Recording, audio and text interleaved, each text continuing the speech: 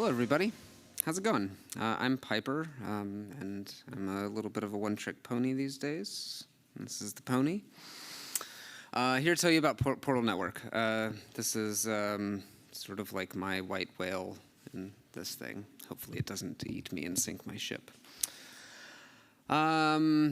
I feel a little weird going, I don't know, I know I have a room full of people that lots of people know some things about this and lots of people don't. I apologize to those of you who know a lot of this already. But we're going to talk a bit about what this thing is. What is not the whale, this thing, yeah. So the Portal Network is it's sort of like a complete rethinking of what we need to do lightweight protocol access. Pragmatically, it is 5 different new peer-to-peer networks that we're building out to serve all of the needs for lightweight protocol access at the execution layer. I think that if we prove that this is successful and viable, this thing expands beyond execution layer. I just had some nice conversations about consensus layer data and how that sort of fits into the constructs of Portal Network. But we drew some pretty tight boundaries around this because otherwise the scope just expands forever and you never get anything done. So we're actually drew some tight boundaries around this and said, let's do execution layer data. This is the area where I've focused my expertise in. So we get these 5 networks, and this is basically what you need to do arbitrary querying of the data on the execution layer and do actual interactions with it, right? Follow the chain, read the data, send transactions, right? This is the core boring stuff that we do. Header gossip network lets us follow the chain. State network lets us query information about accounts and contracts. Transaction gossip, send transactions, right? Get them to the miners or front runners or whoever it is that you want to get your transactions to. History network for just digging into the boring, long history of blocks and bodies and all of that stuff. And we've got this canonical indices thing, right? Because it turns out that looking things up by transaction hash or looking blocks up by their number is a little bit complicated. Pragmatically, this is what the Portal Network is, in developer terms and peer-to-peer network terms. But at its high level, it is how we deliver. This is the. I'm always uncomfortable saying this is the best thing. This is the right solution. I don't know. There's probably cool other ideas out there, but this is the best solution that I could figure out for how do we get lightweight protocol access? How do we actually get scalable access to this stuff on small devices? Our clients are huge. And maybe this is the other thing, that we are focused on users, right? Our lots of clients have 2 masters. The protocol, right? The thing that they're supposed to hold up. And then users, right? The people querying data and the people that we want to do this. And often those 2 masters have very different needs. And the protocol tends to win in that tug of war, especially historically in the execution client realm. Our full nodes are super heavy, right? And you're stuck today and drive the van around or get on this, the crowded subway with everybody else on Infura and everybody can read your data. These are diametrically opposed ends of a spectrum, and let's get our cute little smart car here. And yeah, full nodes are heavy. I find it kind of hilarious that the 500 gigs of hard drive, fast disk space, and they're heavy pieces of software. And this, if you want to talk to the protocol without passing through some intermediary, this is mostly what your options are, or try to find an LES server or things like this. But the options aren't great. All right, design goals. Lightweight, right? This is a fundamental thing. Resource constrained devices. Can we run this stuff on Raspberry Pis? Can we run this stuff on mobile? Can we run this on just boring consumer laptops, right? Without it being maybe the only thing that's running. This is a primary design goal here. Ethereum clients are heavy for a bunch of reasons. There's just lots of stuff that they verify and do. There's lots of data that they store. These are problems that have to be solved. And we do it relatively, like, I don't know, I've been at this for a while, and so I can't quite ever figure out which parts are simple and which parts aren't, but the whole idea here is design networks that spread things out, that allow people to show up and lift what they're able to lift, but do not say, that don't dictate high resource constraints to even be part of the network. I'm going to ignore this chart today. It's this thing, right? Like it's no fun to be told that you're not allowed to be part of the network because you didn't figure out how to sync 4 years of state, or hold on to 4 or 5 years of block histories and bodies and receipts, right? And the idea is like maybe we can, I don't know, I just really like kids in trench coats pretending to be adults. But this is what, like, the existing network has this "you must be this tall to ride" concept of, like, if you want to be part of the dev P2P network, where all of the data lives, then you're not allowed to unless you do all of these things. Similarly with the mempool, the mempool is like a pretty big thing. There's transactions flying everywhere, and like if you want to send a transaction, you've got to be part of the mempool. We redesigned some things around this idea of, well, I might not be able to process the whole mempool. Like, I might not be able to drink out of the fire hose that's being sprayed at us, of like constant transactions and transactions. And so another piece of this was redesigning like a different type of mempool that allows for small nodes to process small pieces of the mempool, and bigger nodes to process bigger pieces of the mempool, and overall for transactions to be able to still reliably make their way to miners. Another main design goal here is just basically UX, right? If we're talking about the user of your software being the network, being, staking infrastructure, things like that, then sure, there are some things where like waiting a bit of time for sync and all of these things are okay. But when you're talking about people and users, if the instructions are install the software on your machine, wait 6 days, now you can use it. Like, it's not very good UX. Syncing is not fun. Like there's been years and years of work here into like making sync a little bit better and making sync a little bit better. But frankly, making people wait at all is basically like not okay UX when we're talking about end users, right? When we're talking about people who are doing wallet interactions, who want to do whatever it is that people do with Ethereum, right? Like having this long sync time wait, it's not the thing, right? We've generally designed things around this idea of no syncing, right? No base requirements. As long as you have the tip of the header chain, then you can do interactions with the network. And we kind of leave it up to you to say how you want to get the tip of the header chain, because that's like the one piece of like subjectivity here. You can do the hard thing where you sync the whole header chain or whatever, or you can maybe like do the thing that's probably acceptable, like trusting 4 or 5 different relatively trustworthy intermediaries to tell you what the head hash is, and if they all agree, then they're probably not all lying, right? We're not talking about use cases that are necessarily incredibly high stakes here. We're talking about user wallet interactions. Cool.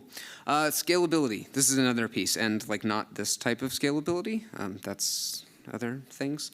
I just feel like I have to wave at you because LES is your thing, and here we go. So LES doesn't scale super well, and we all know this. And like this is like the thing that happens with LES.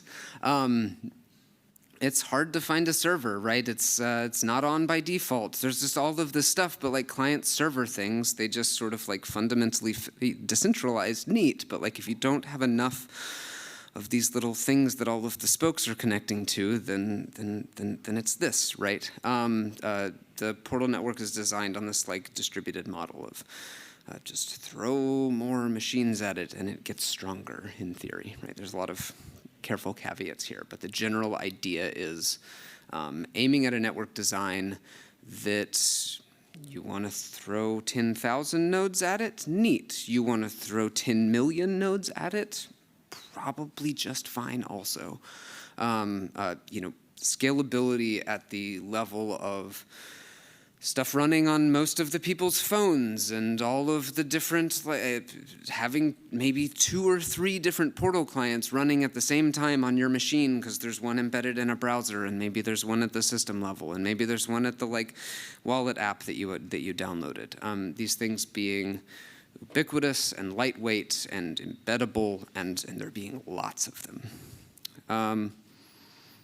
Kind of like BitTorrent in this collaborative way of throw more machines at it, and the global amount of resources available for the network just grows rather than each machine taking away a little bit of capacity.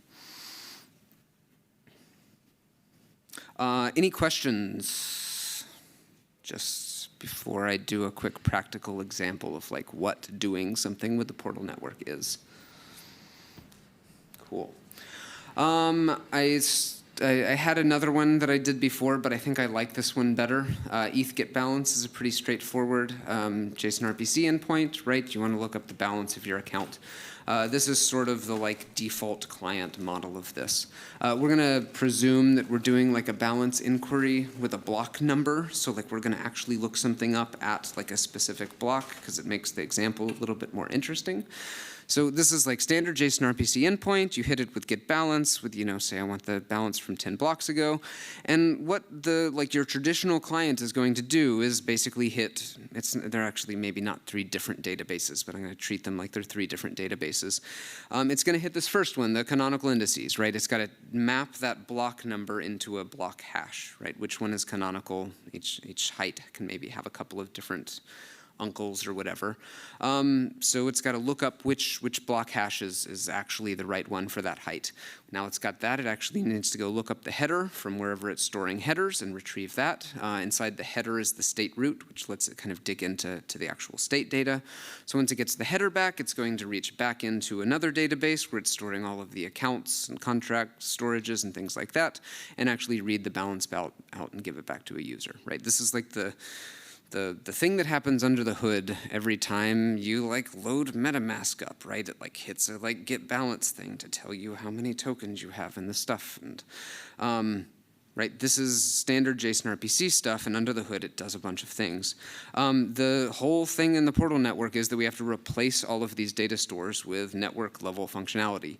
Instead of the local database, it reaches out into a peer-to-peer network to fetch find that lookup for which block hash corresponds to which block number, reaching into a whole nother network, the history network, to actually retrieve the block header from that network now that it knows what hash to retrieve data with.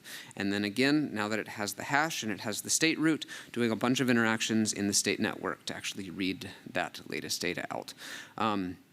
This is kind of really what the Portal network is designed around, is look at what clients do. Look at how JSON RPC, the JSON RPC API is what our whole user ecosystem is built on top of, right? It's what Infura gives us, and who knows what they do with all of those requests on the back end. But we ultimately built the Portal network out around these APIs, around what users do, and what is the base level data that you need to serve all of these different endpoints. We are in, so project, how's it going? How are we doing? We have 3 different clients under development. Trin is the one being done by my team. It's in Rust. Ultralight is being done by the JavaScript team. That one's in JavaScript. Fluffy is the one by the status team. Those guys are killing it. I'm really loving partnering with them.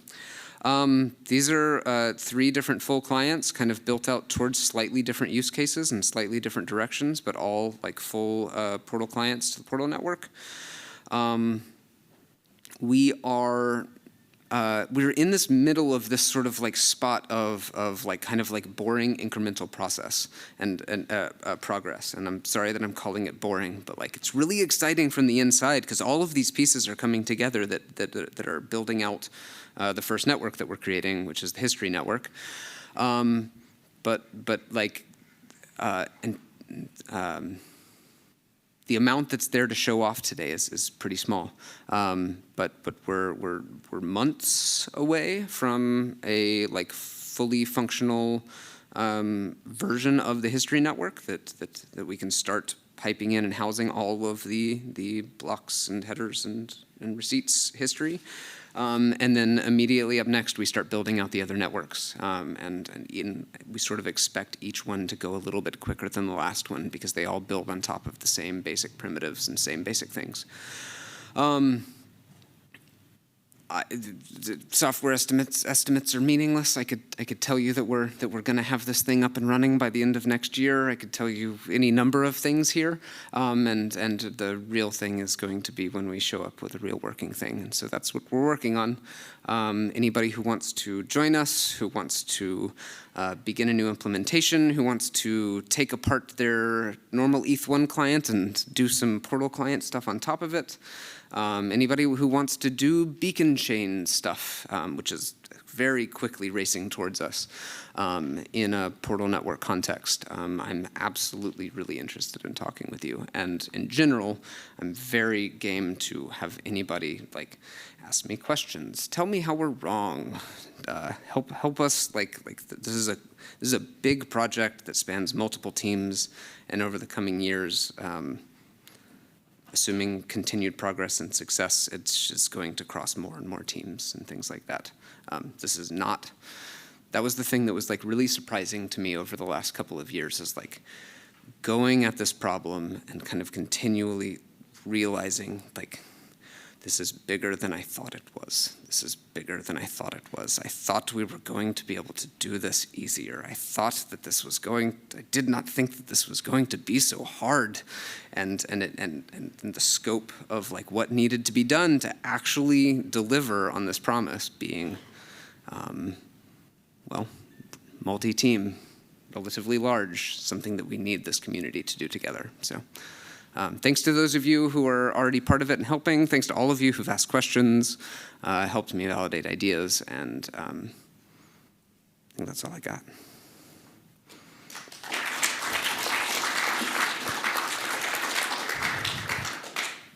Anybody got questions? Can we go back to the slide with the clouds? Okay, great. So I just want to confirm my understanding about how people interact with the portal network. So instead of like having their own full node that can access all of the information in those 3 buckets, the portal network is basically 5 different networks that you ping instead and can get that information more quickly rather than pinging like a full node that hosts all of that in one. Yes. So the question is confirming that the portal network is essentially the distinction is that the data coming from these clouds is not data that you're getting from a full node, data that you're requesting from a full client, but it's data that's coming from the network in some way. And yes, like all of the networks themselves are kind of like fundamentally designed to not have any distinction between like what's a full node. The data is spread around between all of the nodes in the network, and there's a mechanism for figuring out which nodes in the network are likely to have the data that you need, and then asking for that from them. So it's like a big library where we file away information and across the network, across all of the different nodes, and a mechanism within that peer-to-peer network for figuring out where it's supposed to be and then go finding those people. Okay, so one node could have like a history network, and then another node in the portal network could have a state network. The question is, can like one node be history and one node be state, that sort of thing. All of the different networks are designed to be fundamentally separate, so there's no requirement to be part of multiple. Most clients will be part of all of them, but the idea was to make sure that you didn't have to be part of all of them. And so you might end up talking to the same node across different networks as you request different data, but they are all intentionally partitioned off from each other so that state stands on its own, history stands on its own, that sort of thing. How does Portal Network play into the latest light client spec? Are they evolving together? Is there kind of close collaboration happening? Or can you be more specific with light client spec? Because we could be talking about consensus layer, LES, Portal Network. Consensus layer spec light clients. Does it play into also elements of the Portal Network? I just had a conversation with like one of the ways that it looks like we can take the light client, like the consensus layer light client data, and fit it quite cleanly into the constructs that we use to build out the like an individual network. And so it's likely, I mean, as soon as the merge hits, it's basically required for us. Like we're looking at header chain next and follow like header gossip network next, and like there's like a bit of a race right now between like merge and that. And as soon as the merge hits, we not only have to do that network, but we also have to figure out how to get light client information. And it looks like consensus layer light client information fits really nicely into what we already have. If data blocks are going to have expiry, will they also be served and kept off in the portal? There's two different sort of, it's questionable, I think is the short answer. Portal Network is really focused on users. And it's unclear whether or not the use cases that we're pointed at need those blobs, right? Their L2 data, their L2 chain stuff. I mean, that's the primary use case that I'm aware of. And it's unclear what exactly a user doing wallet interactions needs from that. And so that's like user land usage. When we're talking about protocol usage of the blobs, the data availability needs are, I think, strict enough that the storage model that we have in Portal Network is like maybe not going to be sufficient. But really that's research that's happening not by me and by those who are looking at those things. But providing the data availability guarantees that are needed there, there's like one of the things that the Portal Network does not do in what we are building is guarantee that the data is there. So, cool. Up next is Alex telling you who's up next.